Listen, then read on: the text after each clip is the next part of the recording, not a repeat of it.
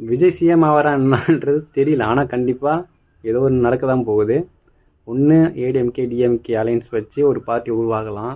இல்லை விஜய் வந்து திமுகவோட இதர கட்சிகள் கூட, அதாவது விசிகா, சிபிஎம், சிபிஐஎம் இது போன்ற, அப்புறம் முஸ்லீம் லீக், இந்த கட்சி கூட தான் பேச்சுவார்த்தை நடத்தி இன்னும் 2 நாளில் அவரோட மெஜாரிட்டியை காமிச்சே ஆகணும். ஏன்னா 10ஆம் தேதி வரைக்கும் டைம் கொடுத்துருக்காரு ஆளுநர். ஆளுநர் கொடுத்த டைம்குள்ளே இதை பண்ணலைன்னா அதுக்கப்புறம் ஆளுநர் ஆட்சி தான் வரும். அடுத்த 6 மாதத்தில் ஆளுநர் ஆட்சி முடிஞ்சு திருப்பி ரீஎலெக்ஷன் வரலாம். அல்லது டிஎம்கே ஏடிஎம்கே அவங்க மெஜாரிட்டி காட்டி அவங்க கூட ஆட்சி அமைக்கலாம். இது ஏதோ ஒன்று நடக்க தான் போகுது. ஆனால் கண்டிப்பாக இந்தியா வரலாறில் தமிழ்நாட்டோட அரசியல் 2026ன்றது ஒரு வரலாறு சகாப்தம்.